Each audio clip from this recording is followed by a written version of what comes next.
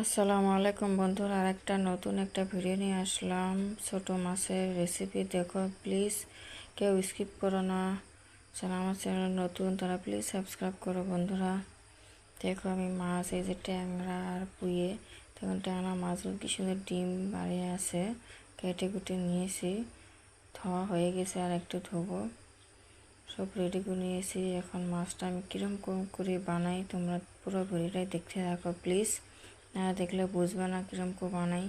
জানি না তোমরা কীরকম করে বানিয়ে খাও ঘরত, আর আমি কীরকম করে বানাই দেখো তোমরা। এরকম করে তোমরা ট্রাই করে দেখতে পারো। মরিচ পেঁয়াজ দিলাম, মশলার গুঁড়ো দিলাম একটু, মরিচ দিছি ধরেন ঝাল পরিমাণে যে যেরকম খায়, আর পেঁয়াজ দিছি আমি 4টা, লবণ দিয়ে দিলাম, হলুদ,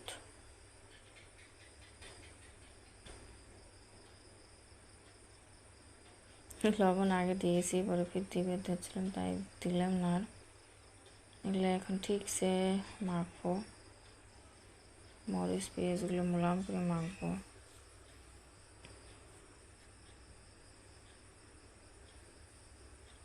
তেল দিয়ে দেব, তেল দিয়ে দিলাম। দেখেন মাখার পরে ওগুলো দেখতে দারুণ লাগে। দেখেন ঠিকসে মেখে নিয়েছি সব কিছু দিয়ে। এই যে 2টো আলু কেটে দিয়েছি, তারপরে মাছগুলো দিয়ে দিলাম,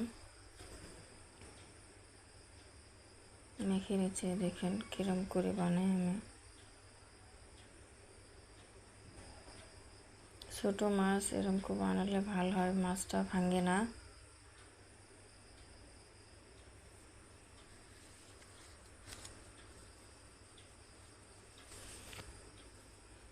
পানি দিয়ে দিব, পানি দিয়ে দিলাম।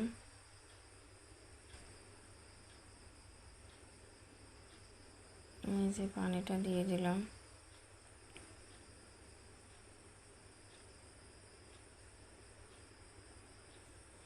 এই যে এখন গ্যাসটা অন করলাম, এখন এটা দিয়ে দেবো চুলায়, গ্যাসে বসিয়ে দিলাম। এখন ঢাকনা দিয়ে ঢেকে দেবো, কিচ্ছু করা লাগবে না। এই হয়ে গেছে প্রায়। আমি নুনটা দেখার জন্য দেখছিলাম। দেখেন আরও হবো, এটা আদা হয়ে গেছে। এরকম করে মাছ বানিয়ে খেলে দারুণ স্বাদ। এই যে দেখেন বন্ধুরা, হয়ে গেছে মাছটা। দেখছেন সব যেগুলো পানি দিয়েছি সব পানি আটাইছে। দেখেন কত সুন্দর দেখতে দেখা যায়। এই ধরনের তরকারি নিয়ে একটু তরকারি দিয়ে ভাত খাওয়া যায়। এই যে হয়ে গেছে, দেখেন তরকারিটা হয়ে গেছে। ছোট মাছ খাইতেও দারুণ স্বাদ।